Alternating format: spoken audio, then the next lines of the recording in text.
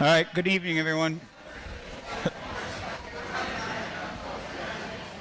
We're going to try to get this meeting started. It looks like there's a lot of people here that have some questions. Are we missing anybody?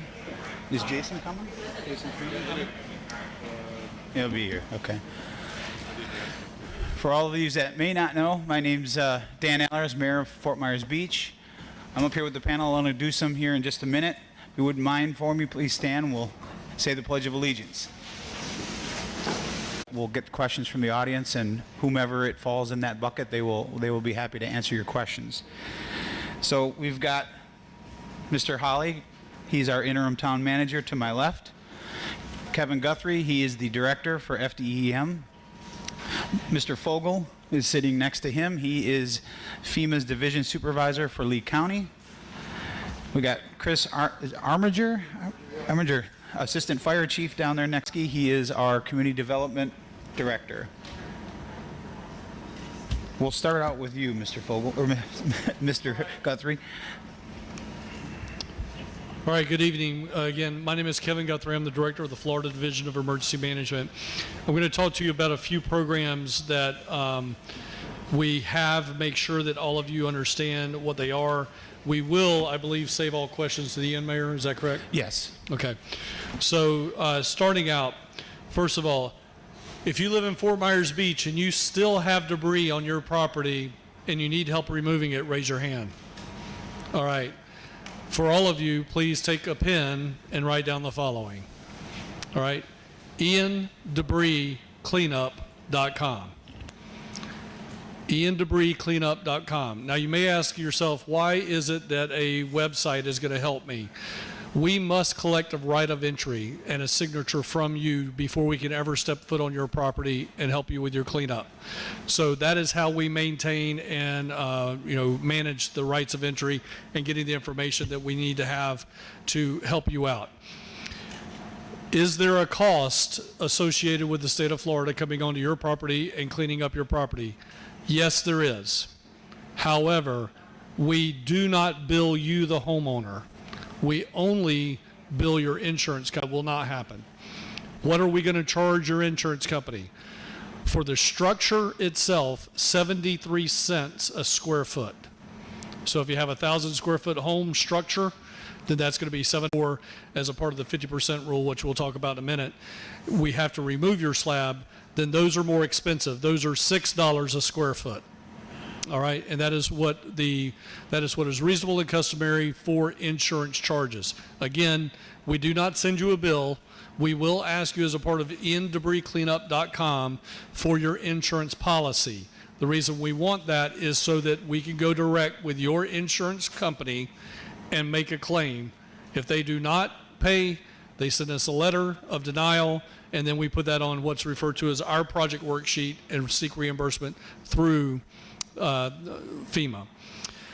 The next thing that I want to talk about is, I guess we'll go ahead and rip the Band-Aid off and talk about the 50% rule.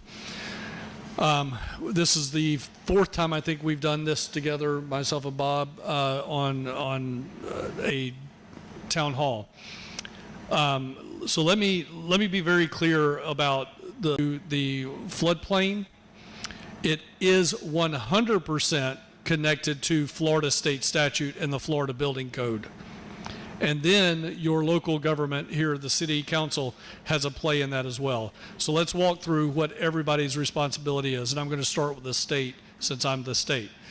So inside of the code, that is state law. It is a state requirement. There's no ifs, ands, or buts about it. You have to do it. How is that 50% determined? 50% is inside of the National Flood Insurance, or I shouldn't say the National Flood Insurance, but it's inside of a floodplain administration at the federal level. Your local government is the one that determines how the 50% is determined. So loosely, and again, I do not know what the city council's requirements are and so on, but if you need to determine your 50%, it is the value of the structure itself. It is not the value of pools, pool cages, docks, sheds, fences, It is just the structure itself, the home structure which you live in itself. You go to the leepa.com, the property appraiser's office. You take the amount of whatever the city has determined, whether that's fair market value, appraised value, whatever that value is that the city has determined. You put that as line number 1. If there's any adjustments, say plus 10%, plus 20%, whatever that is, you add the 10, 20, whatever percent that the city council has determined. You add those two lines together, you then divide it by 50, or cut it in half, divided by 2. That is the number. And let's say that on a 100,000 square foot house, there's Florida law and the Florida building code. All right? So I try to protect the gentleman to my right and the gentleman to my left, and let you know that they are not the ones that have determined the building code. The building code is Florida law. It came out of Hurricane Andrew, 1992. The very first individuals that were required to comply with it, referred to as the Miami-Dade building code, that went into effect in the late 90s. I think it was either 96 or 98. Travel trailer itself, and you look at Bob's travel trailers from FEMA, there is no difference. They are the exact same trailer. But here's the big difference. The threshold for the state's program is really low. We could put lots of people into state travel trailers. If you go into FEMA's program, that threshold is much higher than ours. There's going to be people that are just not eligible for direct housing through FEMA for a number of reasons. I will not go into all those reasons. There's a laundry list. But long story short is our program is then we're managing you back to your property within 6 months. Now, if you need a travel trailer, what do? I'm glad you asked. Here's what you do. You go to Ian Recovery. If you need a travel trailer, get your pen again and write the following. ianrecovery.fl.gov. That's ianrecovery.fl.gov. When you go to ianrecovery.fl.gov, you're going to notice that there are basically 2 buckets that you can get into. Bucket number 1 is just housing. That's, you need a travel trailer. You're going to fill out that information for a travel trailer. On the other side, the second bucket is everything else. If you're in need of assistance for what we call muck and gut, in other words, you need somebody to come in and help you remove the mud and the sludge, and your house is livable, it's survivable, it's not going to be impacted by the 50% rule. You need somebody to come in and cut that sheetrock out, help you do mold remediation.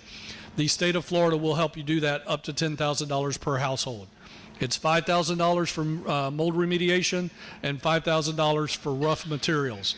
Now, when I say rough materials, I want to again set the expectation for everyone, and this is the First Lady's program that she's doing with volunteer dollars. All of those donated dollars, this is what she's spending $25 million on. Volunteer organization will come into your house. They will take that stuff out to the roadside. They will do a mold remediation. They will dry out all of the studs, and they will come back in and rough in the sheetrock that was taken out. We will not trade out or give you money for white goods, supplies. In other words, washing machines, dryers, microwaves, appliances. That's not what this money is for. It is not for cabinetry. What we're going to do is we're going to come in there, take out all the mold and mildew, get that resolved, put the sheetrock back up. We will rough sand it, finish sand it, but painting it, wallpapering it, paneling it, whatever you want to do, that is on you. That is not what the money is for. So up to $5,000 for what we call a very temporary repair, rough repair, so that at least you can get the mold out of your house and you get back into it and you can actually live in it while you continue to repair your house. So that is all donated material. So that's donated material, donated funds, and donated personnel that will come in and do that program. So I talk about that program in detail for the following reason. That is a good match with a travel trailer program, because it will not take us 6 months to get that program done. So the thought process is apply for the trailer, apply for the muck and gut, get the muck and gut done while you're in the trailer, and then when we get that muck and gut done, you can move out of the trailer back into your home. So that's a really good marriage, if you will, on those 2 programs. Also in that other bucket, you can apply for rental assistance over and above what FEMA has done. You can apply for food assistance, clothing assistance, furniture assistance, anything that you might need. There is a way to go in there and apply for everything that you're going to need as you rebuild and start your recovery. So again, that is all a part of ianrecovery.fl.gov. If you go to both of those websites, and I do not have those phone numbers in front of me right now, but I bet Bob does, because Bob's always got my back. The phone numbers for the websites, and I'll give you those right now. For Ian Debris Cleanup, it is 850, that is a Tallahassee number. That is 850-961-2002. Again, repeating, that's 850-961-2002. That call center is staffed 7 a.m. to 7 p.m., 7 days a week. ianrecovery.fl.gov. That phone number is 1-800-892-0948. That's 1-800-892-0948. So again, please make sure you're applying for debris assistance, debris cleanup assistance, and make sure you're applying for housing assistance as well, and then any other needs that you might have. We did have a really good question last night. I've got somebody's staircase in my backyard, and it's too heavy for me to get and take to the front. I need help. iandebriscleanup.com. Give us a right of entry, sign a right of entry so that our contractors can go over there, pick that up, and take it to the right of way, or take it and dispose it completely. All right. Vehicles, vessels, title property, wet debris in your backyards. You got something there. Again, if it's a private canal, that's a little bit different situation. But if you look out your windows and you see wet debris, give us a call. Let us know where that's at. iandebriscleanup.com, and we will. That way we know it's there, and we will eventually get to it.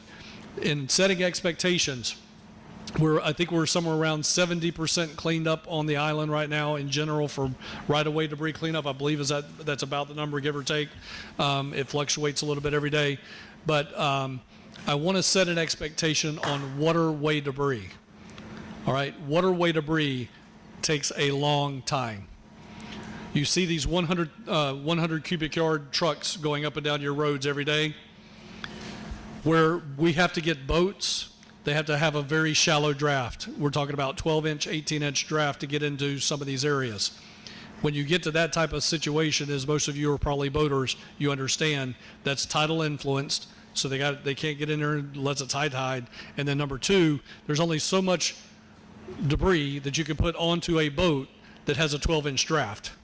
So it's it's just a laborious process, okay? And it's going to take a long time.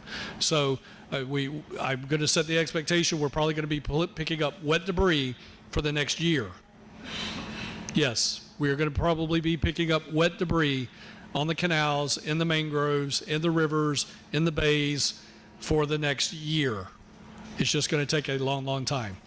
If you are a captain, you have a boat, you are a captain, a licensed captain, and you've been displaced for work, you can't fish anymore, you can't shrimp, you can't oyster, then you can, and we are accepting, we have 2 vendors that are accepting applications, and they are putting local captains to work to pick up wet debris, kind of like what we did for the BP oil spill, where we converted local shrimp boats and things like that into skimmers.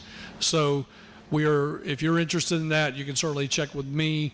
You can also check with one of my guys in the back, Glenn Hammers. When we get done with this, we're going to get pulled in a number of directions, but Glenn can answer your questions on that as far as employment and everything I just spoke about. So those are the big programs that we're doing right now. I will say that the governor had agreed, he did agree to pick up the debris, 100% of the debris bill for the city of Fort Myers Beach. He did that 2 months ago. So all of your debris is being paid for by the state of Florida. That is not a burden to the to the city. They don't have to worry about that. There's a number of other things that the state of Florida is doing as far as helping your local government get back on their feet and being able to respond to this disaster. And, you know, we're committed. We're going to be here. I have been, out of the last 71 days, I've only been outside of Fort Myers about 8 of those days, and 5 of those was responding to Hurricane Nicole. So we're here. We're going to be here for the next 3 to 5 years. Again, yes, I said that correctly. You heard that correctly. We will have members of the Florida Division of Emergency Management. I will be coming in probably every week for at least 2 to 3 days a week for the next year, and then over the next 2-3 years beyond that, we'll continue to be here. For instance, I have to go next week to Miami to check on our Hurricane Irma issue and a Hurricane Irma project, and that was coming up on 5 years ago. I'm sorry, that was over 5 years ago. So again, you've got the commitment of Florida Division of Emergency Management. I know you got the commitment of FEMA. I know you have a commitment of your local government. We're going to be here with you through the entire process. Thank you, Mayor. Thank you, Director. Before I move on, I forgot to recognize in attendance tonight is also our Vice Mayor Adderholt, Councilor Woodson, Councilor King. I have not seen Councilor Veach. Also, before I introduce Mr. Vogel, next door there are FEMA representatives. If you have questions on your specific case, they can pull up your specific case for you. They're in the tent directly behind you. Mr. Vogel? Thank you, Mayor. I'm Bob Fogel. I'm the FEMA's Division Supervisor for Lee County. Just before I get started, I just want to acknowledge that you all have been through a truly horrendous and catastrophic disaster with impacts, as you all know and are feel with and living day in, day out. But I also want to recognize the mayor, your fire department, who was also, many of them survivors themselves, as well as the administration of the town of Fort Myers, and all of you and the businesses. And we recognize just how much this has impacted this community. And we feel that every day. I want to introduce a few folks in the room also that are here to answer questions. Tim Russo over in the corner is from FEMA's Region 4. He is the floodplain manager and national insurance manager for FEMA's Region 4 out of Atlanta, which is responsible for Florida. In the back of the room, you have Talan and Penny. They are folks that can look up all of your cases with advanced information on anybody that has a direct housing eligibility. I know there's a lot of issues there. We'll get to those questions later. But they can look up your specific case and provide details on that, as well as other folks here. And then finally, I just want to, I'll turn it over to Tahita Mateen here from the SBA, who's a big partner for FEMA in these disaster recoveries. As with Kevin, I was here on September 29th, and I will be here well into next year to help support. We're committed to the recovery, and we'll work hand in hand with the state throughout that recovery for multiple years.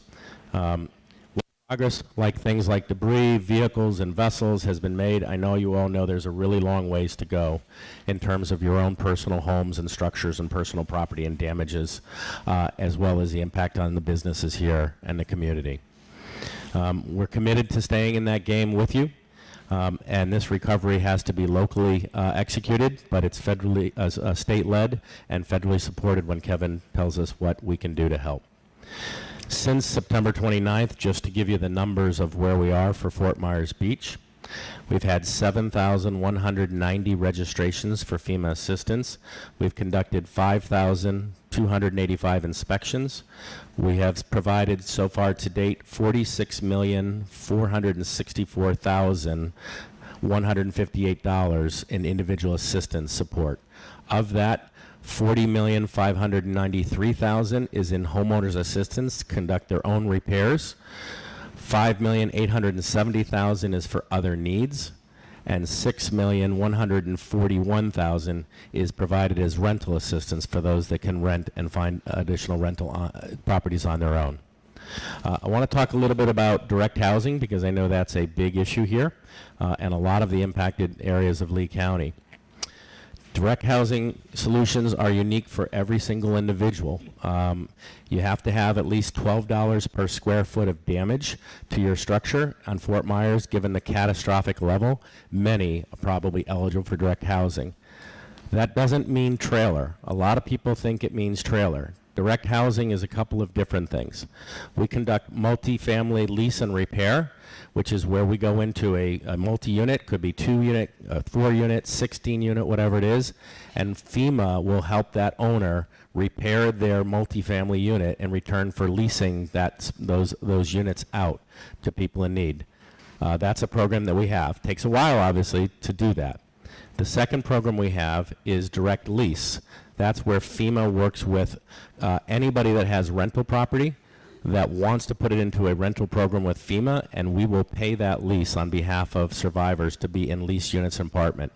One of the things you can do, and I know Dan has been doing this and his staff has been doing this amazingly just since Dan recently took over here, is providing us the names and information of owners and with properties here on Fort Myers Beach, because our goal is always to put you back as close to where you lived previously, if at all possible. The final option is what we talk about is our temporary housing units. And again, it could range from a travel trailer, as Kevin's said, as well as manufactured home units. To do that, we do that in a couple of different ways. Again, to try to keep people as close to home and their damaged building while they're trying to repair, we can try to see if it will work on your private site next to your current structure. That's a very challenging process. It requires a lot of different steps, everything from inspections to utilities to hookups, and evaluating where it is within the floodplain and whether it would be allowed in that floodplain area, specifically that specific spot, based upon the base flood elevation. The second option is commercial sites. We have now visited over 213 commercial parks in Lee County. There are only 18 possible locations that have rental units, and many, unfortunately, of those rental units were reserved by people probably in the north or northwest or northeast that bring their trailers down here about now and put deposits last year and haven't released them. So we're working with a lot of trailer parks to see if we can get additional commercial sites. The final option, but it is a lengthy option, is to build a dedicated group site, and that is where we actually construct a trailer park in open land with utilities, electric, and everything. That can take anywhere from 4 to 6 months to go through that process to create one. We've looked at over 203 potential group sites in Lee County. We have found so far 12 that are possible and are continuing to work on those possible sites. Those are the options that currently exist. I talked to the County Board of Commissioners recently about this. Most, if not all, of Fort Myers Beach is in a floodplain. Tim's our expert. He can take specific questions on that later. But by law, there are specifically 2 places we cannot put a trailer or have a multifamily unit repair or do a direct lease. And those are in what we call the coastal high hazard vector zones, VE zones in the floodplain language, as well as in an actual floodway. Other than that, in the floodplain, we will look at every possible site and look where we may be able to place a unit if it is possible, and if we can't find other options like direct lease or commercial pads or other possible options. So that is our current housing program and how it works. I want to move on and allow people to ask specific questions about that. I'm sure there are a lot about our process. But before I do, I want to talk a little bit about another problem that we know as we went to Pine Island. We heard this, and a change we recently made. We know that part of the process is that as you go through the process of getting registered, you have to get an inspection. Our inspectors, we are doing inspections in Puerto Rico, Missouri, Kentucky, Louisiana, Alaska, multiple states with disasters. So FEMA has a contract as well as FEMA inspectors to conduct those. Many of those individuals live in California, Montana, Wisconsin. So people get that telephone number, they think it's spam, and they delete it. One of the bigger reasons why people are stalled in the system is they didn't respond to 3 requests from an inspector. I call that inspector hell, because you may not know that. And if you don't go through our DRC tent and find out about that, you just don't know, you haven't got a call back. So we have, and in places like Pine Island where there's not enough cell phone coverage, a lot of times the call doesn't go through, so it automatically goes into voicemail, and you may not receive that.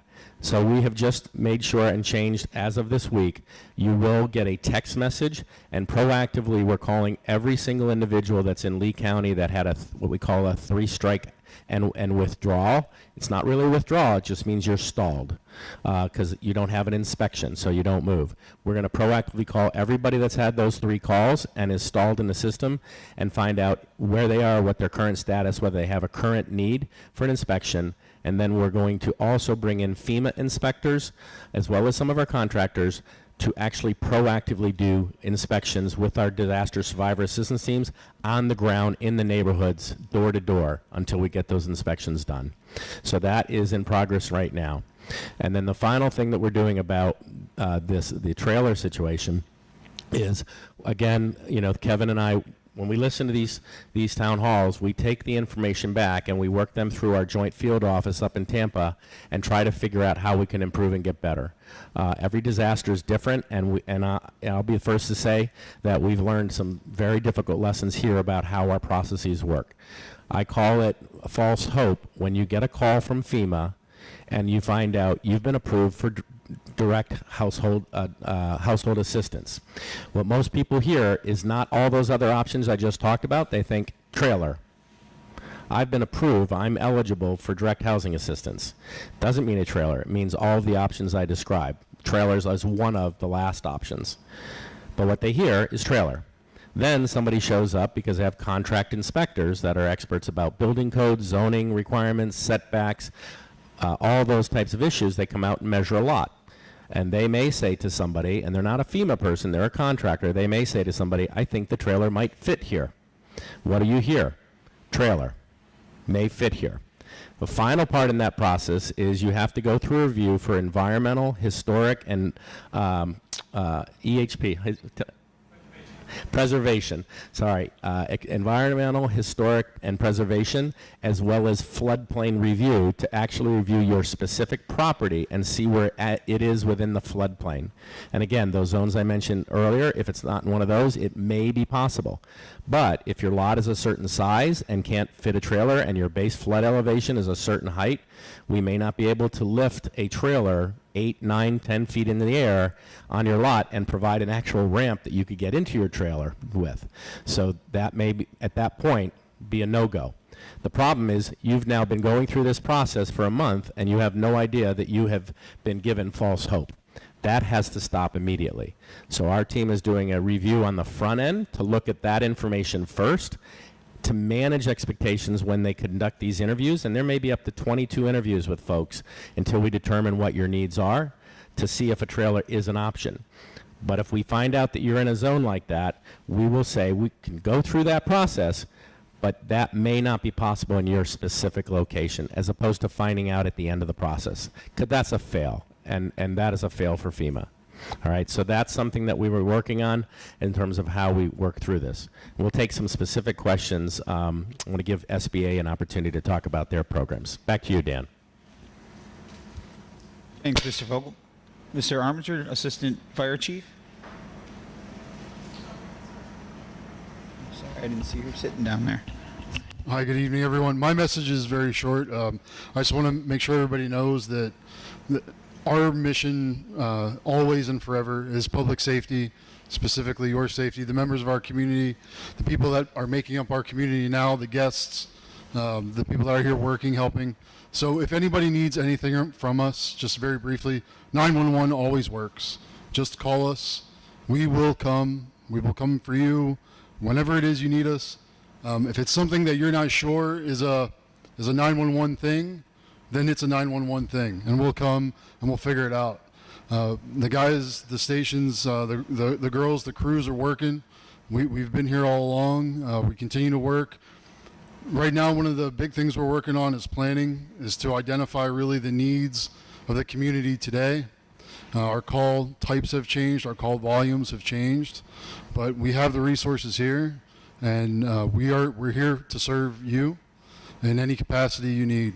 If you're not having success with other resources and you just need help and no one is there, then it's 911, and that's us, and we'll come figure it out. So utilize us. We're here to help you out. Even if you don't think it's a 911 thing, defer to it being a 911 thing, and we'll come and we'll help you out. If anybody has any specific questions at any time, you can ask me, and I'll be very happy to try to answer them. But we're here. We have a station. Our station just over the bridge on San Carlos Boulevard is open, and then we're open down in Santini.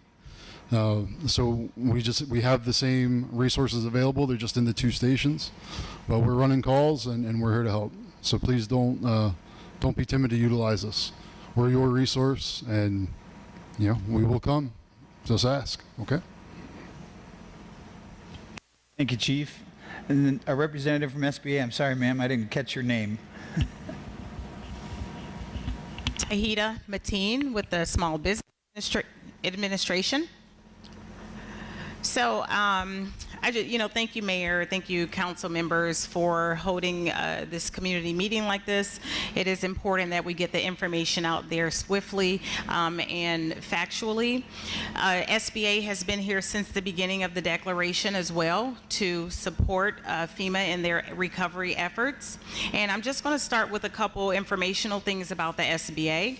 SBA, who can apply? Business owners of any size. You don't have to be a small business. Homeowners, renters, nonprofit and private organizations such as churches.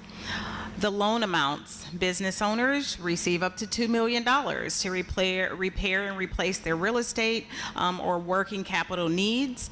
That $2 million cap can be increased if they are a major employer. Homeowners, renters, $200,000 to repair your home and replace your real estate, and up to $40,000 for those renters and homeowners to replace their personal belongings. Those applicants get up to 30 years to repay that low interest loan. And what can it be used for? It can be used for relocation, refinance, bridge the gap between your insurance, and of course to repair and replace your structures. And for business owners, and did I lose myself? You can use the SBA loan for your working capital needs to keep your business in business as if the hurricane never happened. So to pay all of your regular bills, to pay your taxes and things like that.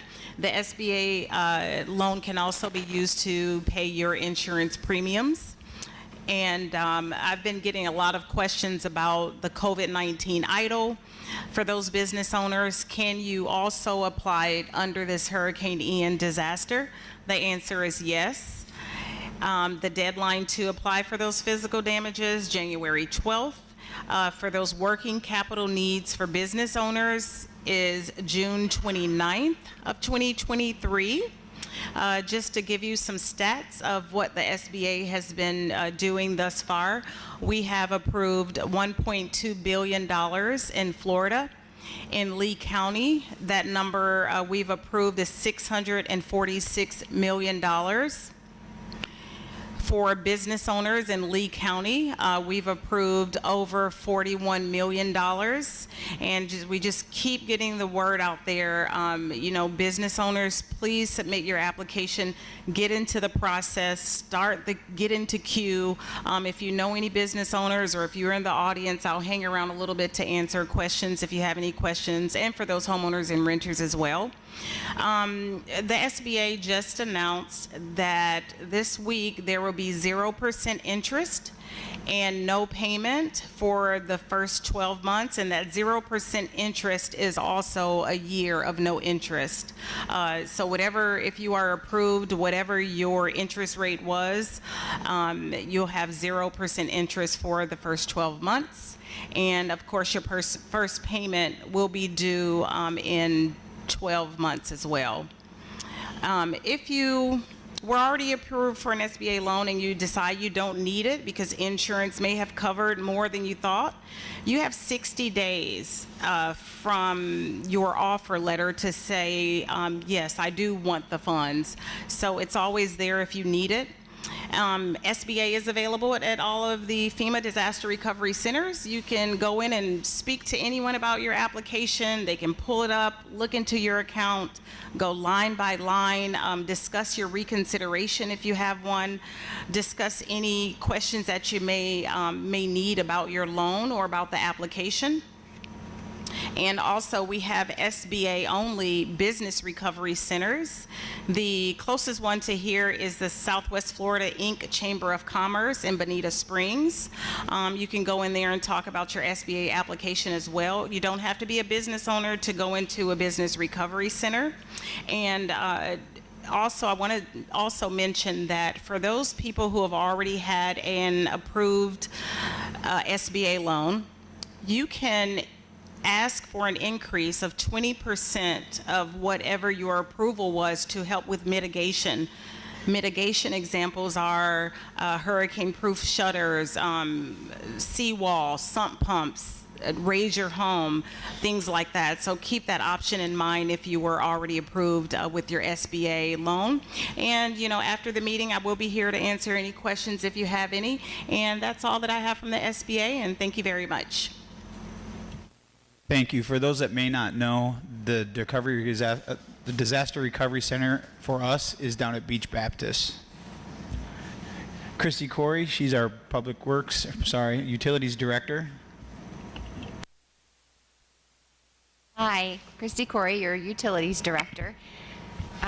I don't really have much of an update, so basically everyone should have their water on. If you haven't requested it, you can just email us at utilities@fmbgov.com and request that we turn on your water, or you can call us at 239-463-9914.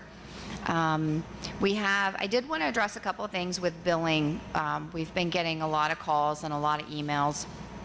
We're averaging approximately 400 to 500 phone calls a day, and we're working off of 2 cell phones, and approximately about 300 emails a day. So please be patient with us. We are doing the best we can.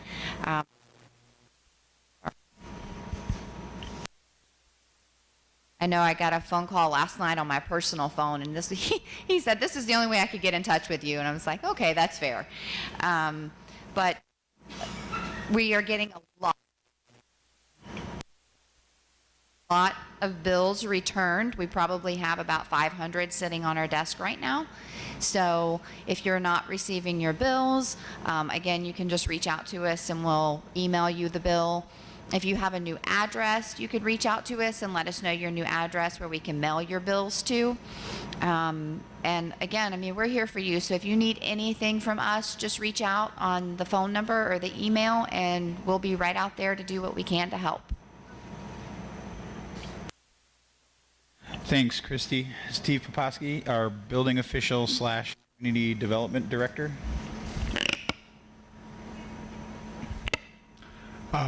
Hello, good evening. Steve Poposky. Community development, our primary mission is to protect the health, safety, and welfare of the public through the enforcement of the codes, Florida Building Code and other construction-related codes. We also do planning and zoning. Beach and street enforcement is involved as well. But after the hurricane, primarily we're focusing on permitting. We have a limited staff, but I just want to acknowledge my staff first, is that I've seen them. I really haven't witnessed a staff that's done so much with so little, and I just want to acknowledge that they are really working hard, and we're all diligently trying to answer all these questions and this high permitting volume that we're experiencing. That being said, we are doing everything we can to expedite processing, to make it as simple as possible, to make it as easy to understand, and we're revamping processes each day to try to make this easier. So I guess I'd like to first say that if you haven't been to the frequently asked questions page at the building services section of the fmbgov.com, be sure to look at that. We've put, I know I've written at least 30 pages of guides, step by step, all the questions we've been answering over and over for the last 2 months. If you can review that, I think that would really help. If after you read through that, also check out the 50% rule fact page. Excellent information. So after you read that, if you still have any questions, please don't hesitate to ask. We are available at buildingservices@fmbgov.com. If not, you can call the main number. It's 765, area code 239-765-0202, and we're at extension 2. If all else fails, you can always stop right over here to the east gate, and I'll come out and answer any questions you might have. Happy to help.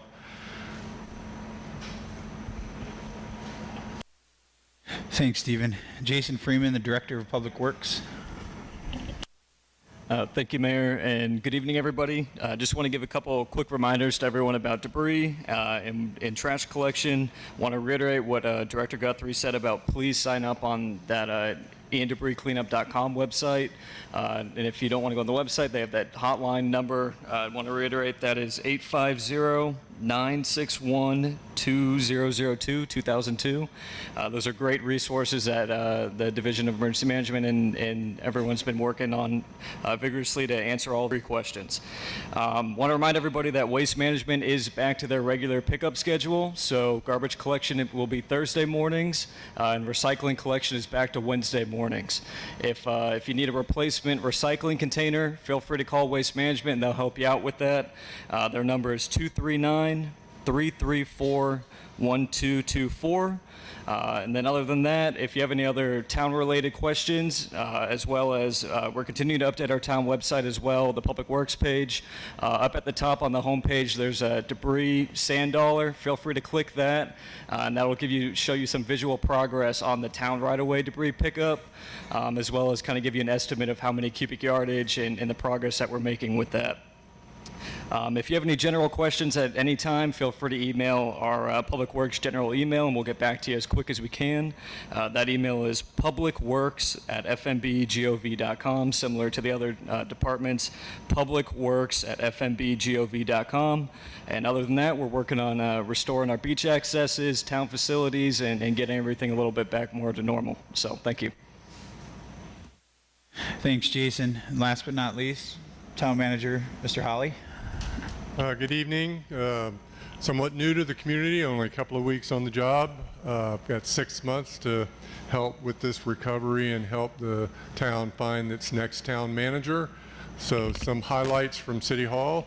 Not much of City Hall left, obviously next door, so a lot of work going into planning for what the future holds for City Hall. We will be transitioning from the 2 trailers that are on this site and the tents into modular offices, hopefully over the next 30 days. We know it's difficult to get access to us right now. We're trying to figure out how to improve on that. Customer service is what we're supposed to be providing. It's hard to do in these trailers in this environment. We're working.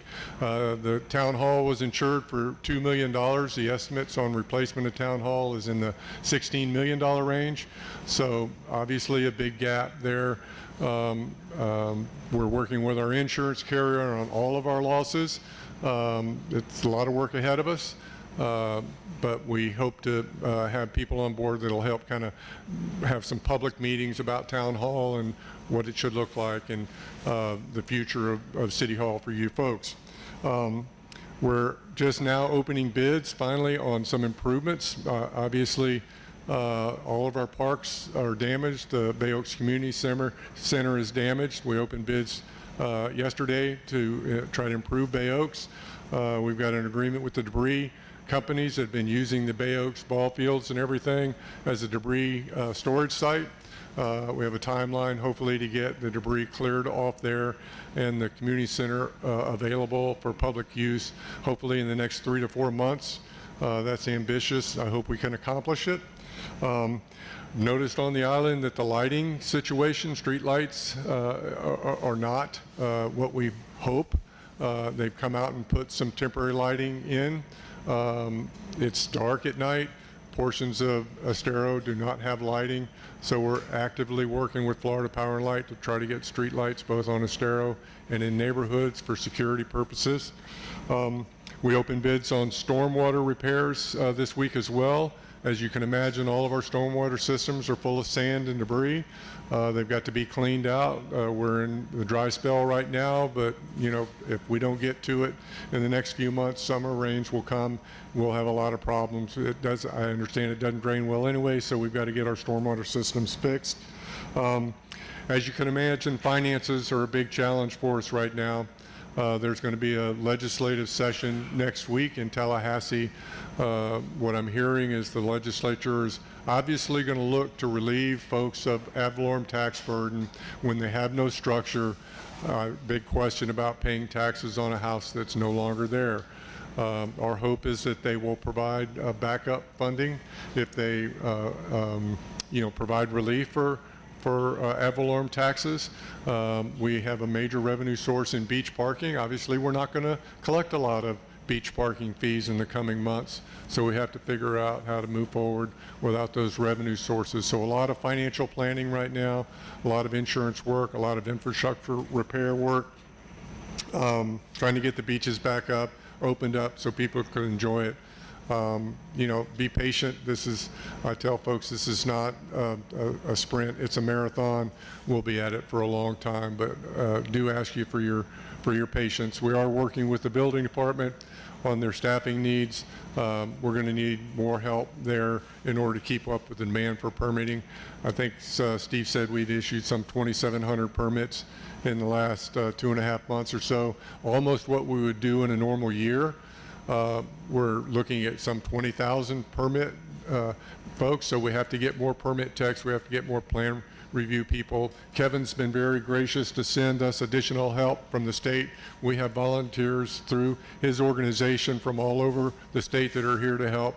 And we're going to try to gear up staff to be as responsive as we can possibly be. So thank you very much, Mayor. Thank you, Chris. So we're going to open it up for questions now for the panel on things that they talked about today. Would you come up, please? Just speak clearly into the microphone, say your name, ask your question, and depending on where it needs to go, we'll direct it to the person that can answer it. Hi, can you hear me? You got to push the button? All right. One more time? Yeah. There you go. Now you Okay. speak right into it. There you go. Hi, I'm Pete Gateman. I live on Bay Beach Lane, and I first of all appreciate you guys coming out for this. And I have old timers, whatever it is, so I shake a lot.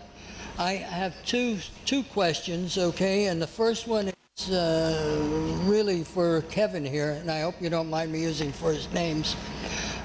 Since you were talking about debris pickup and it's all supposed to work real fine, we have some automobiles in our retention ponds, okay, in our stormwater system. And from what you said, you're supposed to be picking those up, but yet what we heard from the state was, no, you got to pay for that yourself. Can you just elaborate as to why that we would have been told that?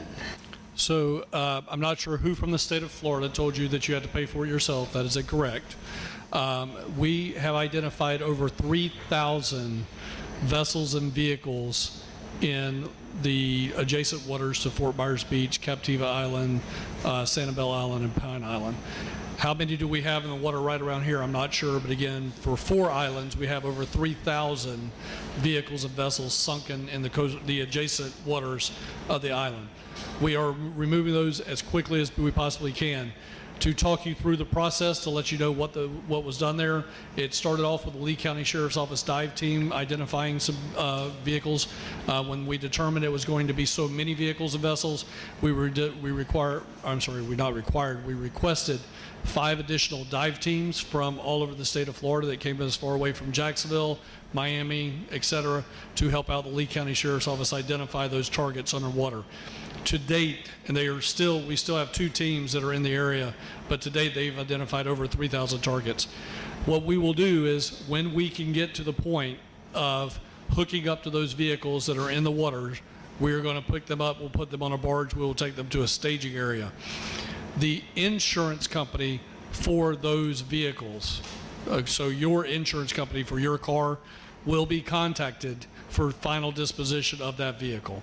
So the only thing that is and what I would say indirectly contributed to you, the vehicle owner, is your insurance company again. We're not going to send you a bill for removing the vehicle from the water. We're going to attempt to settle that with an insurance company. If we can't settle it with an insurance company, then we go to FEMA. Okay, thank you. I just want to clarify, this isn't in the water around us. These are in ponds, right off the road, right off of the Estera Boulevard. As long as it is in the water, it doesn't matter if it's coastal, adjacent, tributary. If it's in the water, that falls underneath the Florida Division of Emergency Management contract, and we will treat it the exact same way. All right, thank you. My second question is, Fort Myers Beach has 12 or more permitted stormwater systems that handle stormwater for the residents in their geographic area of control. The state or federal government is providing funding for at least one of those systems. Will the federal and state governments provide to all the systems? That's, I guess, for you, Bob, and for you, Kevin.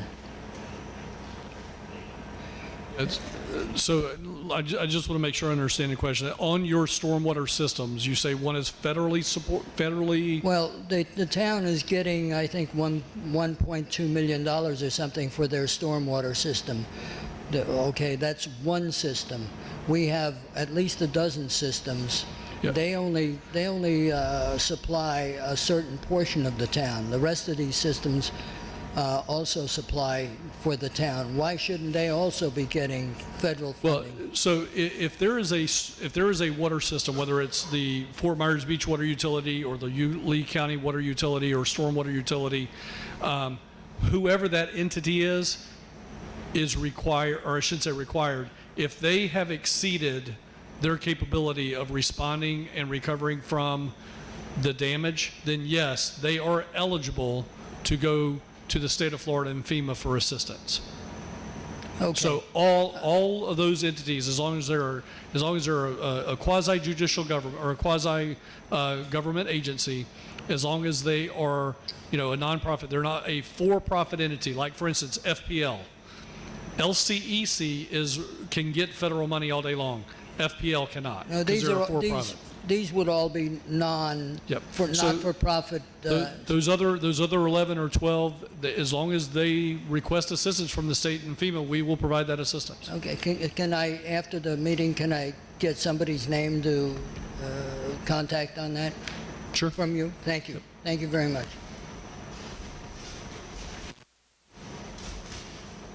Thank you.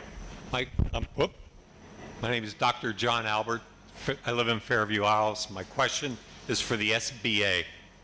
I originally heard you speak down in Naples with the congressman, and we were excited about that because we heard the SBA loans about them, and we immediately started the process. So we are one of those people, like most people here, who but we will lose our home because we don't meet the 50% rule. So we're going to be forced to rebuild. Okay, we've come to grips with that. We applied for the SBA. We were approved by the SBA. Then we get all the way through the process and we find out that because we have insurance, SBA will not cover us because our insurance pretty much eclipses what our SBA loan was. So now what you're saying is you actually approved a loan, but the funds won't be given to anyone who has insurance because the insurance is going to wipe out the SBA program. Am I correct? Partly. So SBA by law cannot duplicate any benefits. So whatever your verified losses were, your insurance says we'll cover all those losses. So when you apply for SBA, maybe that process wasn't done, maybe the insurance came back with more money, but we are only here to fill in that gap. So whatever your verified losses were, your insurance said we can cover this all. When you got your SBA approval, or whenever you got your letter that says like, okay, we can approve you for this month, for this much, whatever your losses were, we can't duplicate what insurance is already giving you. Now, if your insurance didn't give you enough for those verified losses, of course, yes, we can fill in that gap to make you whole as possible again. But with you're losing me a little bit in Okay. this rhetoric. okay, right? go ahead. Let's use round terms Okay, so everybody understands. You have to build a house for $1 million. All right? SBA says we'll approve you, once again, just numbers, $500,000. I know it's not, but let's make it simple. Okay. It's like the math simple. Insurance comes back and says, we will approve you for we're going to give you $500,000 towards that. So in essence, what I was told was the $500,000 from the insurance will wipe out the $500,000 from the SBA.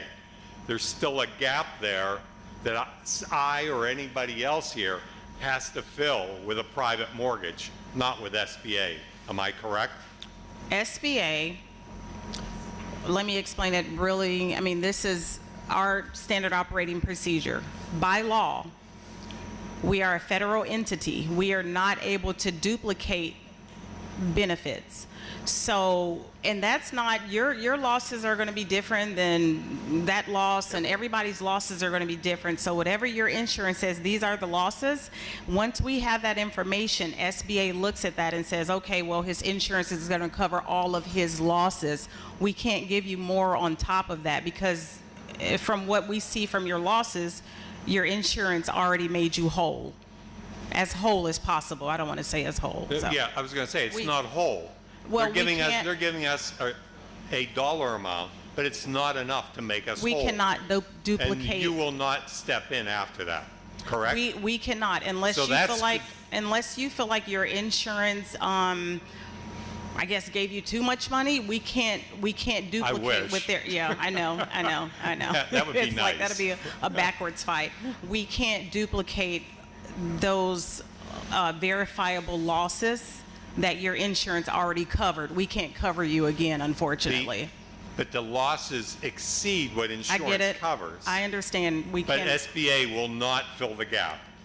Well, it's not a gap. If you're It's everybody here. Everybody else here. okay, so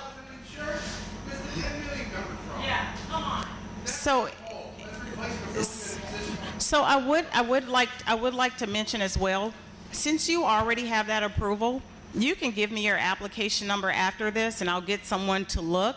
But from our standard operating procedure, SBA can fill in that gap, and that's from your losses.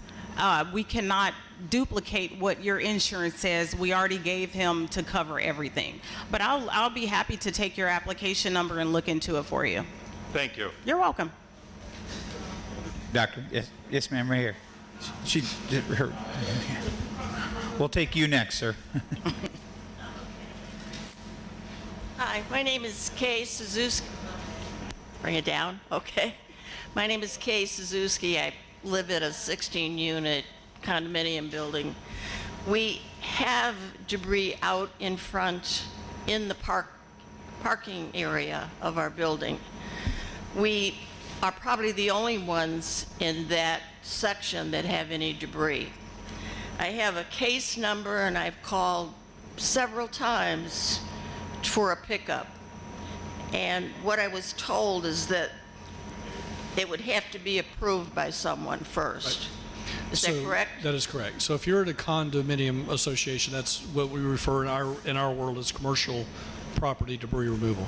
So we do have expedited waivers in place to do that, but the condo association or whoever is the owner of the property needs to go to endebriscleanup.com.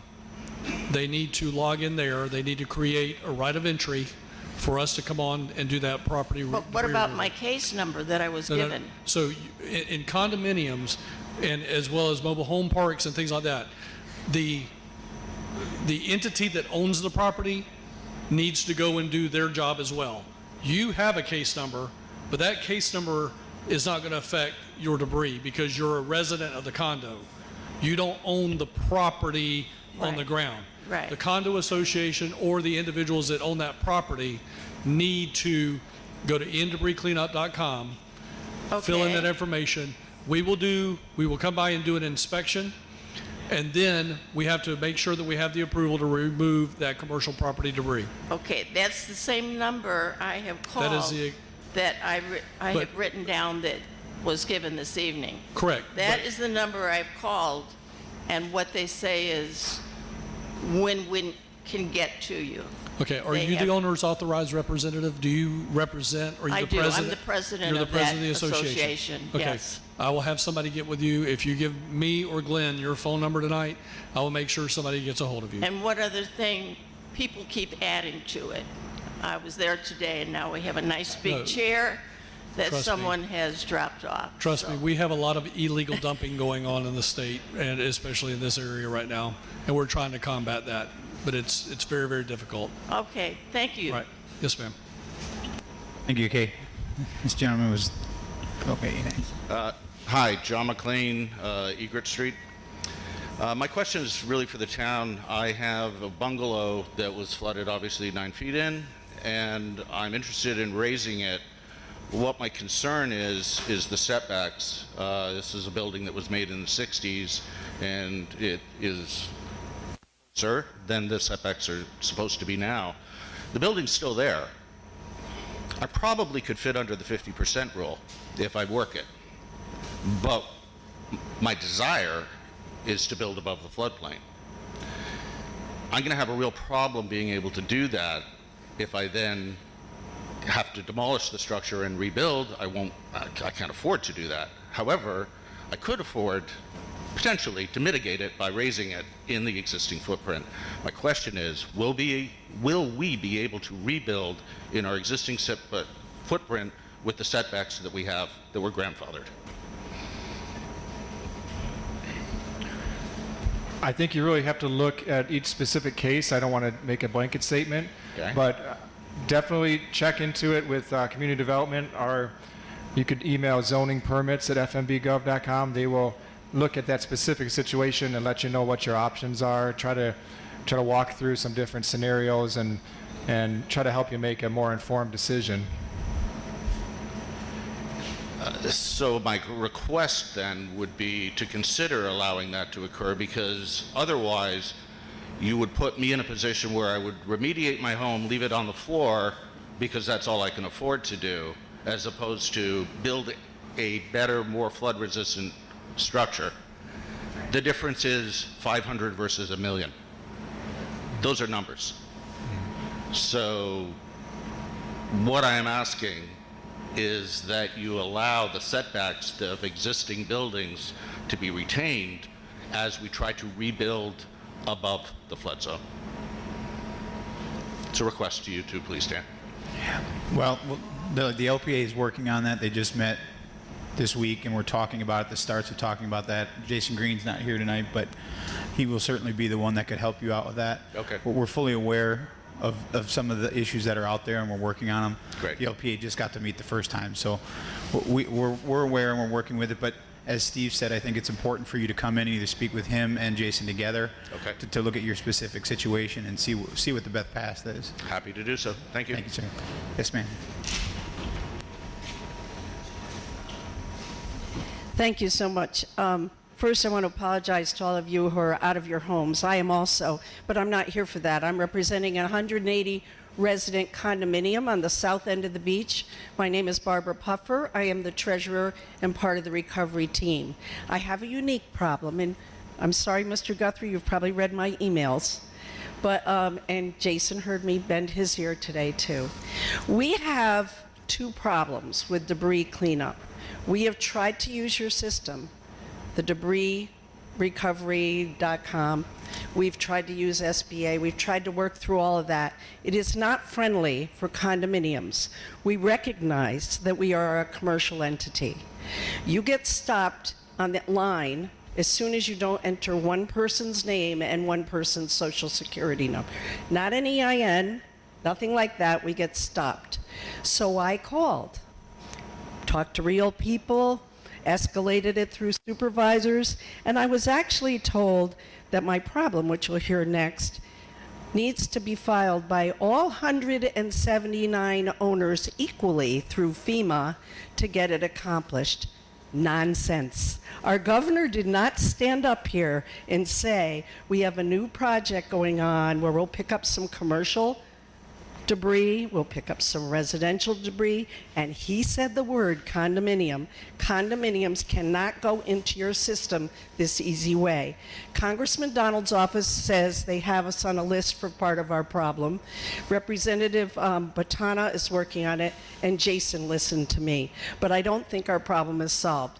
So we're on the south end down by CVS. We have two pieces to the problem. First of all, we received all of the debris from the blowout of the Wyndham Hotel. We had mattresses. We had everything. We had all the cabanas from the beach. You've all been to the beach down there. You know what that's like. Our first floor was some little closets with fishing poles and sand chairs. We now have a $390,000 bill just to clean that debris. It also came from CVS. I will not tell you what came from CVS or 7-Eleven. It's a little embarrassing to know what retail products were on our property. It also came from the blowout of Sanderac on the first floor, which was all residential. We have furniture. We had everything. We had bicycles. We had everything you can imagine. Our president is a fire commissioner on this beach. So we're next to Station 33. We said to them, what are you doing? Very helpful. We picked up on their guy and hired them immediately to get rid of what we were told was level 3 contamination. Get it out of here. You can't have it on your property. You can't get to your property, and it's dangerous. So we did what we thought was right. $390,000 later, we'd like a little help. We got a second piece. We own 40 acres in the back. It's a nature preserve. It's been that for a long time. It's one of the few spots on the beach that's, yes, privately owned, however, still kind of open space. You would not believe what's back there. We have done our own drone footage. We know Fish and Wildlife has beautiful photos. We have boats in there. We just had an accident with a propane tank down the street. We have a 500-gallon propane tank sitting there. We have smaller propane tanks. We have an ice machine from some restaurant in Santini. We have an awful amount of debris. And we cannot possibly, well, we could. Each owner could pay $10,000 to get rid of it, I guess. But it's an impossible amount of debris. It's complicated debris. Some of it, I feel, is environmentally dangerous debris. It really is. Those propane tanks shouldn't be there. Those boats should not be there. Fish and Wildlife came and took a look, but they're still there. And the canal by us, which is not privately owned, but one of the canals of the bay, is now kind of there's more debris coming and like crashing into our little piece of property there. So it gets worse by the day. We'd like some help with the back 40, the nature preserve. We might be on a list now. Congressman Donald thinks we might be on a list, but we can't get a number through the system. We cannot register with this debris removal. We cannot do it. A condo cannot do it. Second part, the $390,000 bill, we wish just somebody would pay a little of it. We know our fishing poles and our beach chairs might have been some of that debris, but it wasn't the rest. We didn't have mattresses and all the other garbage that's there, or the cabanas, or any of the rest that came from the other side of the street. And it's not fair to us. I realize there's a lot weightier problems in this audience, and I pray for all of us every night. But we'd like some help with these two things when you talk about debris removal. Thanks for listening. Glenn, that's okay. The gentleman in the back, Glenn, is going to give you a business card. It's my business card. Please send me your email, and then I'm going to have him give you one as well, ma'am, for your condo, and I will make sure that somebody calls you tomorrow. There may be somebody calling you from an out-of-area code. It could be the Panhandle. It could be Atlanta, Georgia. It could be Washington, D.C. So if you get a strange number calling you tomorrow, please answer it. Okay, thank you. Yes, sir. All three of you had your hands up, so I just point in the right direction. Okay, yeah, okay. Hi, Dan. Mike Poff. I'm from Laguna Shores. I'm here for a different reason. I'm going to save the city some money. We had, as you know, Dan, we had the lagoon being dredged going into Buccaneer, and now that can't be done, obviously. Our people don't have the money to pay for it. City doesn't. I'm here to ask that we go with the state and the federal government to get an emergency dredging going. We can do that after a hurricane. It'll be very cost efficient to us. All I'm asking you to do is to look into it. It's time sensitive. It's been done before, and we'd like to put that on the docket so that we can start to get that going. So therefore, you won't have to pay the money, and we won't have to pay the money, and we can get it done. Okay? Thank you. Thank you. Cindy? Hi, Cindy Johnson. This is a travel trailer question and duplication of benefits question. So when I found out that we couldn't have a FEMA trailer because, and they didn't come to our property, so I'm just going to say that we haven't had anyone come to our property, but the sense is that we can't have trailers on properties on Fort Myers Beach. Is that correct? No, it's not entirely correct. It's going to depend where exactly your lot is within the floodplain and what's possible and size of lot and a number of other factors. Okay. So, but Tim over here can probably answer a question afterwards. Okay, but I want to go to Director Guthrie here. So we applied to the state, and we were ready to go to have someone come to our property to get something from the state, and then we had a hold placed on our state application because it would have been a duplication of benefits. We have flood insurance, and FEMA is offering us housing through impossibly a trailer, and my contact or my, I don't know, through the state, through Unite Florida, is telling me, can FEMA release you? Yeah, so the answer is that is correct. If you're in the National Flood Insurance Policy and through Bob's program, he is trying to manage your case, or I say he, FEMA is trying to manage your case and put you into a product, whatever that product is.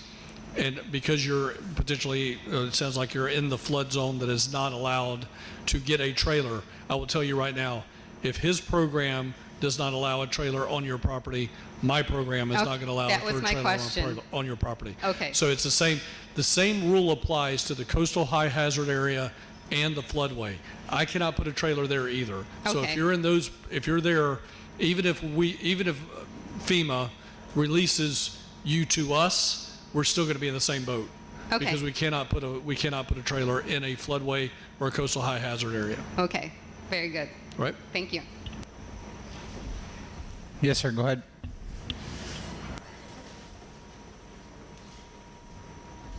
I've got a excuse me. DeWitt Willis, 99 Andre. House totally level, totally gone. There's nothing there but sand. As we try to figure out how to rebuild and how to make things happen once again, because we love the beach. Cost of how high the concrete and things of this nature, as everyone understands, is probably going to be quadruple the cost of the wood structure that's there. We apply to SBA to sit there and hope that we can sit there and gather enough funds together at a low interest rate to try to achieve this goal. Am I correct in saying that basically if the insurance pays us $700,000 for what was there, then that's it? You can't, because the new house is probably going to be well over $1 million. It depends on how much they verified your losses. It's not the cost of your home, it's the cost of your losses. So if you lost $500,000, insurance gave you $500,000, that's a zero. If your losses were $500,000, the insurance gave you $300,000, then that's SBA's $200,000. So SBA is not going to help meet current code. Yeah, so You understand what I'm saying? Yeah, no, Because now I understand we're rocking a exactly hard what you're place saying. here. No, I understand exactly what you're saying, but to help out the SBA, I don't know if everybody heard her correctly. If you have been paying premiums on an insurance policy that is for $700,000, Yep. and you get a payout of $700,000, Yep. that is a 100% payout. I understand, and everybody in this room understands, that is not going to make you whole. That's not replacement cost. It's not going to build a new house. But SBA cannot pay on a 100% insurance payout, even though there is a delta there. They cannot do that. They cannot bridge that gap.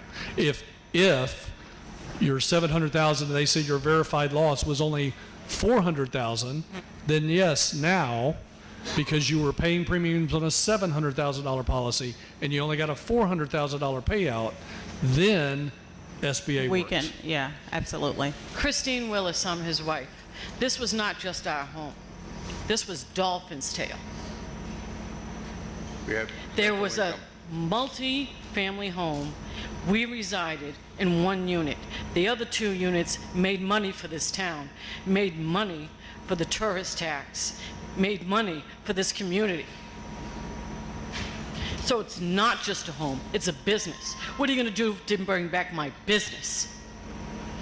This is our retirement. You care about the residents of this community? It doesn't sound like it. It sounds like you want big business to come in here and take over. Like the residents are going to be kicked to the curb because now we have to follow new codes. FEMA? Let's talk about FEMA. FEMA gave me $700. FEMA, after coming back from my grandson being born, paid 1 week's worth of hotel stay. I lost my house. Did you think, while I tried to continue my employment outside of my vacation rental property, that I wanted to worry about where I was going to sleep every single week because you have to make a phone call to FEMA to see if you're going to be approved? No, I bit and took $4,000 and spent it for a hotel for 4 weeks. And then I said, I sure as hell can't wait for FEMA to give me a trailer and spend $4,000 because I'll have no money to rebuild whatever I can. So we had to go out and buy our own damn trailer. And I hope to God that when I heard that this council previously was going to let us put a trailer on our property if we get electric, if we can have our water, because I miss my house, I miss what I worked so damn hard for in my life, so my grandchildren could respect us and see what we made here. We bought our own damn trailer. I better be able to bring that baby back home so I can save my sanity and rebuild my house if I have to put myself in hock for the rest of my life, whether anybody gives a damn. You keep hearing about all these programs. You all want to make yourselves feel good. But in reality, when all we keep hearing is no, when all we keep getting is a kick in the face, then all of this is meaningless, and we're all still suffering. I'm now sleeping in the 3rd bed in less than 3 months. This is not a good feeling. This is not happy holidays. Things that is important for everybody to realize, and Kevin knows I've talked about this before, because we've done a lot of these town halls, and I came up with an acronym called TAR. And TAR, if you don't pay attention to it, puts you in a tough spot, right? The T stands for you have to tell us, and I know the frustration and the anger, and this was your home. This is where you live. This is where your grandkids came, where your businesses were. We know that. The federal government, can't possibly make you as whole as you'd like to be, These hurricanes and these disasters, they're catastrophically devastating. We understand that. But let me tell you we have a disaster recovery center at 130 Connecticut Street. The reason we have it there in person is we need to hear from you and have you tell us what's currently going on with you. Let me give you an example. A woman in Sanibel Island was in a house she had bought in the 60s, did not have anything but Social Security. Her husband had passed away. She's 76 years old. She was sleeping on somebody's couch for a while, and then their children came back into town and she could no longer sleep there. We went to see her and she was sleeping on a mattress in a moldy house. She didn't tell us that. When we found her, because we work with the emergency management folk to go visit her, we realized she does not have a safe place to sleep anymore. Once you tell us what your current status is, and it's going to change multiple times throughout this process, if you don't have a safe place to sleep and we were giving you rental assistance, we will continue that rental assistance. We'll provide you additional rental assistance. You just have to tell us what's currently going on, and if you are eligible for continuing rental assistance, temporary sheltering assistance in a hotel that we pay for, or other options, we will do that and continue that. Even though in this county, and it is a perfect storm, you had limited rental real estate already and affordable housing. You live in a wonderful beach community where rents are very, very high. And unfortunately, during COVID, a lot of people came to Southwest Florida because it's a great place to live and go out and see the beach and fish and work remotely. And that went, as you know, all of you are here, the real estate prices went through the roof. And then the other challenge is in this community, in Lee County, about 40 to 45% of the hotels were either heavily damaged and destroyed, and there were not enough business stock in tourist hotels in the first place, probably. So it's kind of a perfect storm. So when we talk to people, and I understand how horrible that is. I understand. I understand.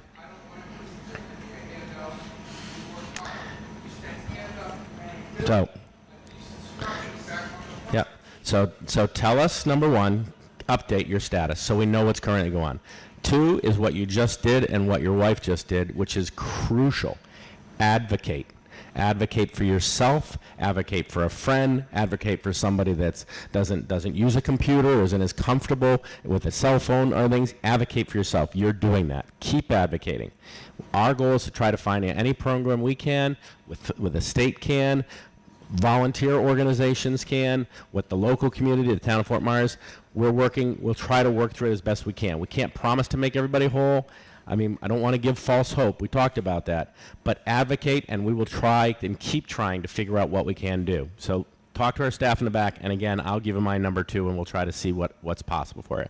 And the final thing for TAR, T is tell us, A is advocate, R is read. You get a letter from us, and it says something, it says you're not eligible, FEMA. If you keep reading, it says, you sent us a copy of your insurance policy. It's upside down and backwards, and we can't read it. Could you send us another copy? We need a copy of a utility bill to make you eligible. One of the things that goes on in all disasters, there is significant fraud and identity theft. People being applied for with somebody else's Social Security number. The net effect of fraud is it slows everything down. So we may need more information or clarification information. I wish it can never be fast enough to solve your problem, especially if you're sleeping in a damaged home and going through that, and the emotional trauma that you just described of losing what you had. I just can't imagine it. And I'm sorry you're going through that. I really am. Tell us, keep us informed, tell us what's changing, tell us what your needs are, where you're currently at, what you're doing, and we'll try to find what eligible are. Advocate and read what you send and go back to T. And we'll try to help you as best we can. Get my contact information. We'll try to see what we're doing for you. Thank you. Yes, ma'am. I'm sorry. I did want to mention to you as well, if I heard you correctly, you have a multiplex, but you're actually living in there and you rented it out to other people? Okay. Did you already start the SBA process? Okay. I'll talk to you after. We can talk about your individual situation. I just wanted to make sure that I'm understanding that you had rental income plus, okay. I'll talk to you in a minute. Thank you. Hello, thank you all for being here. I'm Becky Werner, and And I'm here on behalf, I guess, of the board and the people of one of the condos on the south end. Very simple question. Hope it's a simple answer and hope it's the right one. What value is the 50% rule based on? It's a condominium, 172 doors. Is it flood or is it hazard?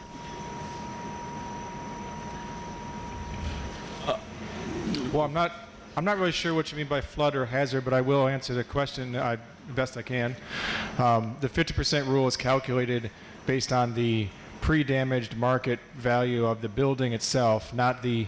Am I answering? The problem is each condo is individually owned, so there is not a valuation of the whole condo. So we have a flood valuation and we have a condo, and then we have a hazard valuation based on insurance appraisals. Okay, now I understand the question now. You're going to have to use the value of the entire structure, all encompassing, all the units, common areas, the entire building. Now, if you don't have that number with the Lee County property appraiser, you can get a private appraisal.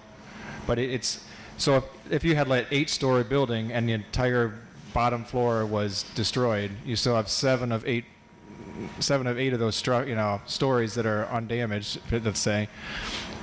You're probably not going to, just based on that description, you're probably not going to be over the 50%, which means you're not obligated to raise, but you certainly could, if that is. Well, from the way I understand it, and I'm not real good with finances or engineering, is depending on, again, we do not have a valuation. You would have to take what? The market value of each condo? I mean, we don't have that. So we have that appraisal. And if it's one, I think we would have the finances to do what would be smart and raise the infrastructure, which is what is the lack of electricity, fire pumps, domestic water pumps, which were on the ground floor. And that's what's keeping us all out of our apartments, which could be fixed up pretty fast. If it's the other, then we could stay under the 50%, but not able to raise up the stuff, which means if Ian comes back next year, we're going to go through the whole thing again. So is there somebody I can talk to about how are you going to value a condominium which doesn't have a LEPA appraisal on, because it's all individually owned? Right. So there's a couple different options. Like I said, the easiest way for most properties, Lee County Property Appraiser uses that building value, and they have that published on their website. For those okay, it's called a ACV. Without getting too technical, but the appraiser knows exactly how to value that building for this purpose. So I would trust in their guidance when they use that appraisal. Okay. Thank you very much.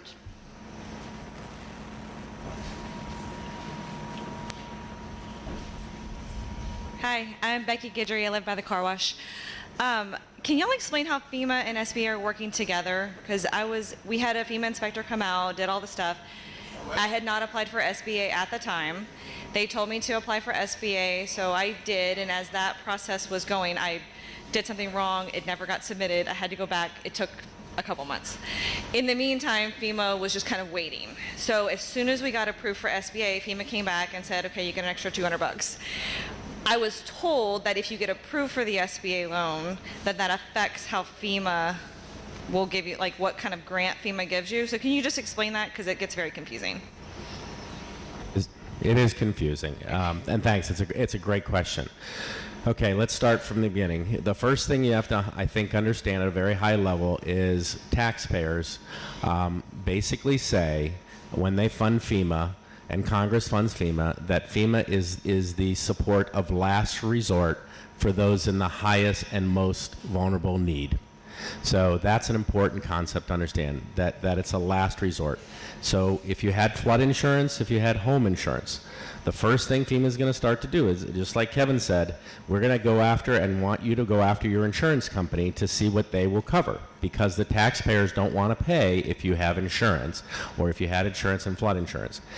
If you didn't have flood insurance, let's say, and I can give you that example as well, but if you didn't have flood insurance or your home insurance denies you, then FEMA will inspect and figure out what FEMA thinks the damages are, okay? And then you're in that process, all right? The maximum, if you didn't have flood insurance, the maximum you would get for a structure from FEMA is approximately $37,000. That's it. The maximum you would get from FEMA for contents is $37,000. Hold on, let me finish the process. Okay, so you're in the process now. The next thing FEMA is going to ask you to do, if you're eligible, and we find that you're eligible, is to apply for SBA. Because from the taxpayers' purposes and point of view, if we can give you a 0% interest loan from the SBA for up to $200,000 plus potentially some for mitigation through SBA at 0% with no interest for 1 year, and you don't have to make any payments until a year, which has never been done in any disaster that I know of. That's it kind of characterizes how catastrophic this event is and how much the federal government realizes that. So the reason why I make you apply is if the taxpayers and Congress says if you can afford to pay back a 0% interest loan over 30 years to repair your property, then that is in the best interest of you, and it also puts money out there faster other than what we can do in the programs we have, rental assistance, other needs assistance. You're still eligible for those as well. If you're not found you can't pay back that loan, then you come back to FEMA, and that's when you would get those additional benefits, only after you've gone through that process. So do we also go back to FEMA if we were denied? Because our WIN did deny us. You got, if But we are SBA fighting denied that, you, so- come back to FEMA, and that's what. No, at the that- insurance, not SBA. Oh, insurance. SBA has approved us, but like WIN denied us. So we're fighting that. So do we even tell you about that kind of stuff? Or? Yes, you tell us. 'Cause I did Tell not us, update Tar. it. Tell us again. Tell us till we hear you. Okay. Till we see you, because sometimes when you go on the 1-800 number and the website or in the app, that's why we have people here in person. Tell us. Yes. Okay. Thank you.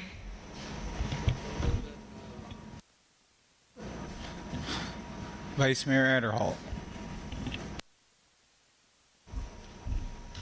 I just have a question while Kevin's here with his experience. I'm a former state insurance commissioner in a previous life. With your experience here in Florida, we haven't talked about the Florida Office of Insurance Regulation. We have a lot of people in this room and on this island that have trouble with their private carrier being responsive. Given your experience with hurricanes, is the Office of Insurance Regulation a great resource for people to file a complaint? And would you talk a little bit about how that's done and how that could help people? Yeah, so CFO Jimmy Petronas is adamant about this. If you are having an insurance claim problem, call the CFO's office. Call the Office of Insurance Regulation. They want to know about it. They want to know what the problems that you're having. I do not have that number in front of me today, but if you go to the Office of Insurance Regulation's website or the CFO's office at mycfofl.gov is what I believe that is, they will help you. I don't know if you recall the CFO when he was here early on, first 30, 45 days, he was adamant, if you're having a problem with insurance, make sure you call my office. So I think you got the phone number and you're bringing it to me, so thank you very much. So the consumer helpline for insurance, if you're having any problems whatsoever, 877-693-5236. That is 877-693-5236. And you can contact also via email consumer.services@myfloridacfo.com. So I messed up that website, but it's myfloridacfo.com. But again, very, very dear friend of mine, the CFO, Jimmy Petronas, he is, I worked with him in Panama City. I worked with him at Surfside, as well as the governor, obviously. But the CFO really wants to help insurance owners make sure they get every penny that they're entitled to. So please contact his office. Yes, sir.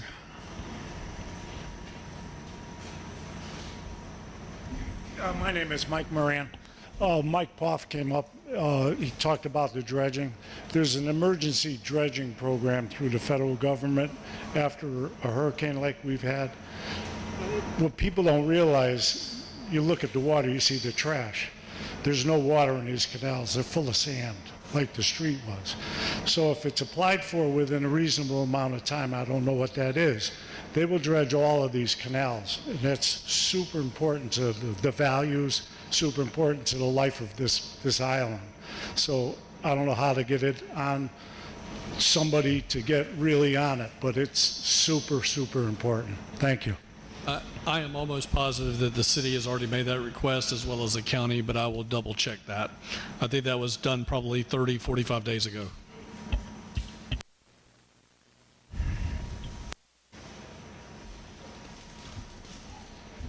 Hi, I'm Chris Riley on Primo Drive. I have two questions about the 50% rule. Is Fort Myers Beach going to add 10, 20% to the valuation of the house? And the second question is, how far back are you going to take previous improvements to the house? Is it going to go back 5 years or 1 year or? Okay, so the first question is the adding value to the pre-damage market value. That FEMA made it very clear in a recent letter to us that we are to use the market value that the Lee County property appraiser establishes, and without adjustments. So that's the answer to that.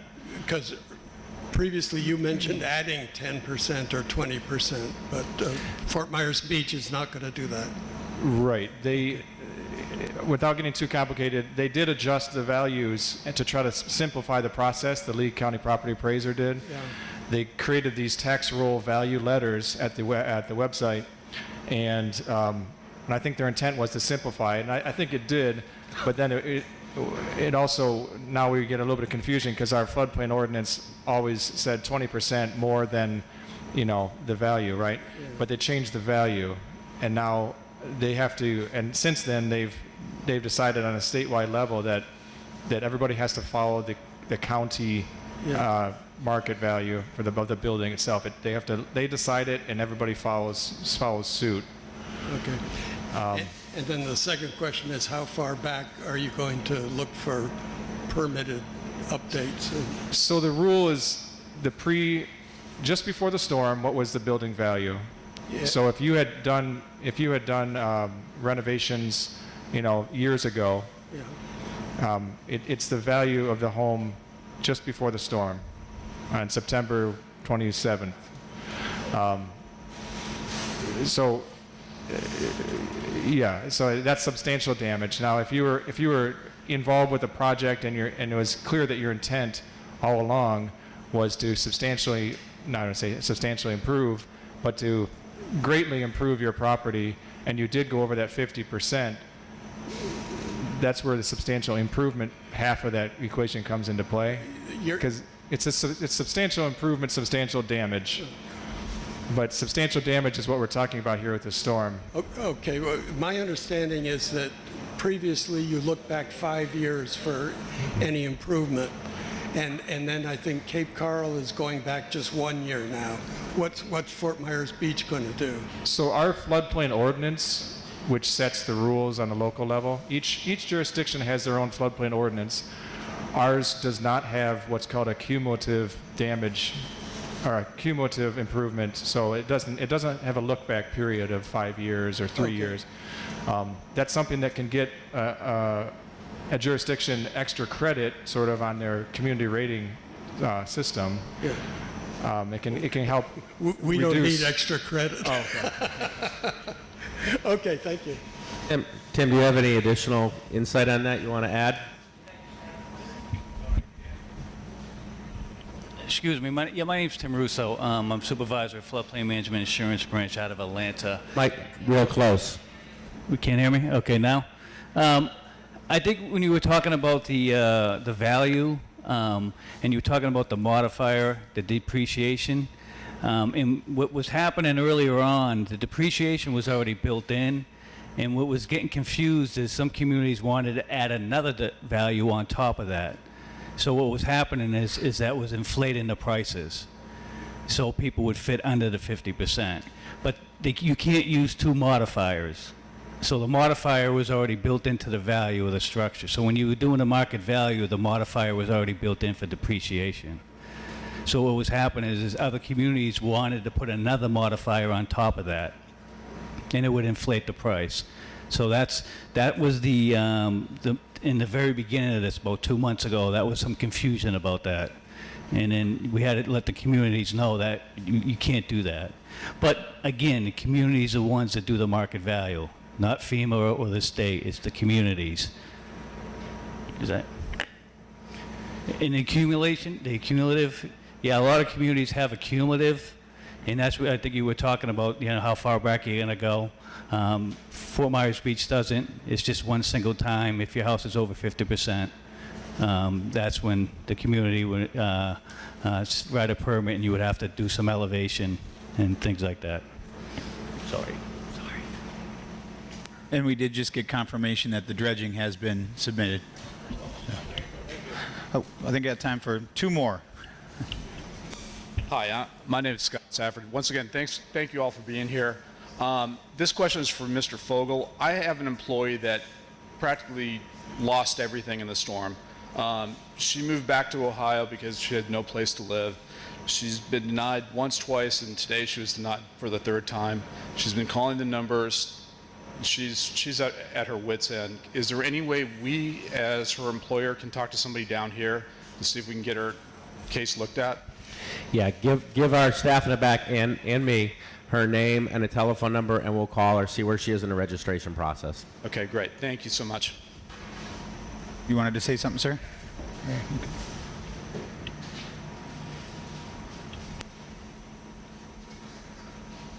I'm Bill Martins from Baymar Drive. I have a two-story house. First floor was wiped out. It's been cleaned out and all the mold remediation and power washing and all that baloney. There's a bedroom, a bathroom, and a family room. It's ready for electric. Is that an issue? Can I put in the electric? Can I hire an electrical contractor and just start with it? Or is it a big deal? Everybody's asking the same questions, and nobody's getting an answer. Well, I agree that everybody's asking the same questions, Yeah. and we have Everything is individual, Yeah. So I hate to say that it depends, but it really does. I think that you first have to. What I would suggest is you look at the frequently asked questions. I think it's question 52. Okay. It has a step-by-step process, and the first thing you really want to find out is, were you substantially damaged? Because that will ultimately determine what you can do with your property. Just because we can't get around that. That's a rule that we all have to follow. Once you figure out whether you're substantially damaged, then you have the information you need to decide what's going to work for you. If you're not substantially damaged, then you have certain options, and if you are, and you're familiar with the options, you have to essentially elevate your residential structure so that if you're substantially damaged, you have to make sure that your lowest floor elevation is above the required elevation. For $40,000, I could fix the whole thing. Okay? I got a engineering that everything is okay and there's no problems. Can my electrician just apply for a permit and get a permit, right, and not get a runaround? Oh no, we're not going to run around. The process, when you get a permit, you fill out a cost form, a repair/improvement cost form, and that will help us, the floodplain coordinator, make a determination as far as compared to the value of your building. 50% of that, how much are you spending? Is it going to take more than that 50% to renovate it? That's going to make you substantially damaged, as they say. That's done at the review for the permit. So you can apply for the permit, and then we'll review it. And if you are not substantially damaged, then you can repair what is in place. If I believe Okay. that's your question, yeah. Yes. Yeah. Okay. So if he applies for the permit online today, would we get a permit in a couple days or a week? I mean, he's trying to schedule, this kind of stuff, and I'm trying to give him an answer, and I can't. Right. We've prioritized certain permit types since the storm. So, I mean, as far as getting people electric, that was as a number one priority for many weeks. That was absolutely the first thing we did. I got Okay. all of that. Yeah, and then That's all done. now people are starting to apply for demo permits, and we're really prioritizing those because, for obvious reasons, that's the next step. So anything that comes in for electrical, trade permits, and demo permits, those are getting the most attention we could possibly give. And so those are going pretty quick. Yeah, we're just Yeah. putting in new electric in the lower level. I wanted it all torn out, new boxes, new outlets. It shouldn't be long. Okay. A I mean, full because I review, applied yeah. for a permit for a shed, and it took 30 days. Yeah, the shed would Okay. be lower sort of on the priority than Yeah, getting someone this, power. This was years ago. Oh, okay. Okay. All right. My second question. I've only is- been here for 2 months, but I can okay. update, yeah. My second question, FPL came when no one was allowed on the island and cut down a huge oak tree in my backyard. Branches this big, laying all over my yard and my neighbors' yards, my tree. I called FPL. FPL said, oh, this guy will contact you. He contacted me. He says, that's my responsibility. Will debris.com take this huge tree in 8-foot pieces that weigh thousands of pounds out of my yard?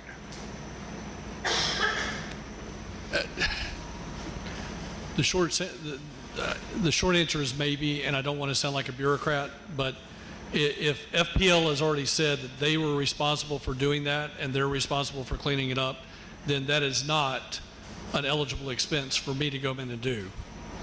So, but again, there's a maybe is, do we know for a fact it was FPL? I mean, is FPL, they've already contacted you, so you got to stay on top of FPL to come and get that out of your yard. Well, the trim division said that that's the homeowner's responsibilities. Who said that? The tree trimming department at FPL.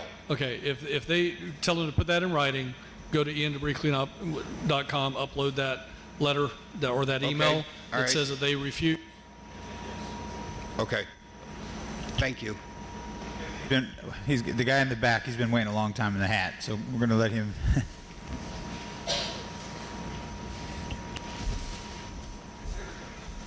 My question is, I appreciate you guys. I can see you guys are all exhausted.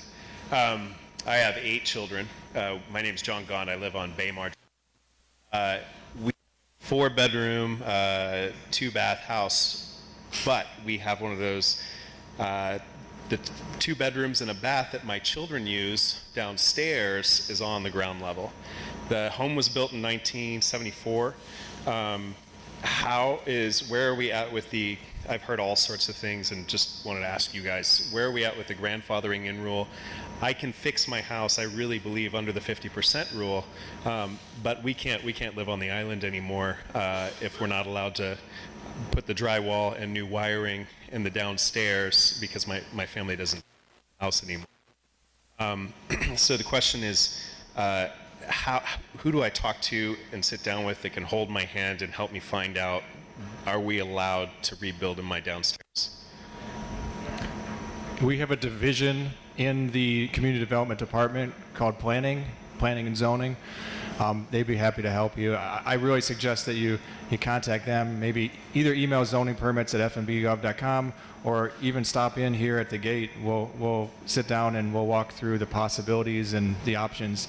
There's just so many different variations of stories and things that, when it was built, how it was built, did you have permission, was it Was it permitted? Was it code compliant? Do you live in a V zone, and are you trying to build below the flood? There's all these different possibilities, and so I really hesitate towards saying yes or no on that. It really depends. And come on down. I would suggest maybe coming in person is probably easiest, or give us a call, and they'll look at that specific address and really try to determine. They will determine exactly what your options are. And then when are we hearing, are we changing the floodplain for Fort Myers Beach and the build levels and all that? Yeah, that became effective last month on the 17th. Okay. So the floodplains, the flood map was revised, and that's all incorporated into that. You can go to the flood information page at fmbgov.com, and you can type in your address, and you can hit enter, and it'll pull up a map, and you'll right next to your address there'll be a pin like a Google map, and it'll say, AE11 or VE14 or whatever it may be, and we're happy to answer any questions on that. But basically, simply, you need to be a foot above that if you're going to build to code. If you're rebuilding something brand new, or if you're substantially damaged, those two scenarios, you have to be a foot above that listed number on that floodplain zone. All right, thank you. Last one, sorry. then we've got to let these guys get going, but here in a minute. Susan Riley on Primo Drive. We are going to get a private company to do a FEMA assessment. Will the town of Fort Myers Beach honor a FEMA assessment of the value of the property? Yeah, so any Florida licensed property appraiser, that value will be honored. And it's called a FEMA assessment. Okay, obviously they're going to be I don't know what a FEMA assessment is. I've not heard that term. Okay, so they are where did you using get that information from? There's a company that's doing that. I would highly recommend that before you do anything on getting a FEMA assessment, Yeah. somebody telling you they have a FEMA assessment, that you bring to town center and either get with the gentleman in the back, Glenn Hammers, or one of the staff, find out who that company is and let us run that company, because that sounds like it's not legit. Oh, I think it is a valid company. Well, so FEMA's here and I'm here, and I'm telling you, I've never There's heard no such thing as a of FEMA Never heard of a FEMA assessment. No, there's no such thing as a FEMA assessment, and there are a lot of contractors out there saying they know FEMA's rules and policies and procedures, and they are trying to find a way for you to pay them to do something which they may or may not actually be capable of doing, and generally probably it's fraud. So, and there's a lot of fraud out there. So if you get questions like that, be very cautious. Yeah. Okay. There is a lot, and ladies and gentlemen, there is a lot of fraud going on. Please, the Attorney General, the Governor, they are really trying to combat the fraud that's going on. If you hear terms like FEMA assessment, and you hear like, I'll do everything for free, and they don't have a shield like this or that, yeah, walk away. Give somebody a phone call, come to town center. There's always, or I shouldn't say always, I have an employee, Glenn Hammers is in the back. I've said his name about 4 times now. But Glenn is assigned to Fort Myers Beach, Captiva, Sanibel, and Pine Island. And he usually is here, this is pretty much his primary station. He stays here probably 50-60% of his time. If you come across something that just sounds too good to be true, or it doesn't sound right, and a FEMA assessment is not right, please come to town center, talk to Glenn, I think there's actually a Div Group supervisor or something like that here as well.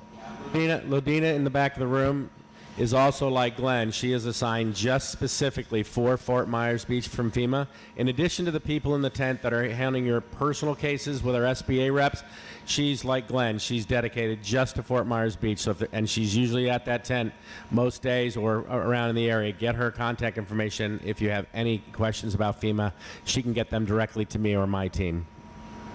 Nobody at this table wants to see you victimized twice. All right, so please vet and verify. All right, I want to thank everyone for coming out. We ran a little bit long. Thank everyone up here. If you have any questions, you know I'm around. You can send them to me. These people are very accessible to me. They help anytime we call. Glenn in the back is here to help. So if you have any more questions, feel free to reach out to me or staff, and we'll get them answered.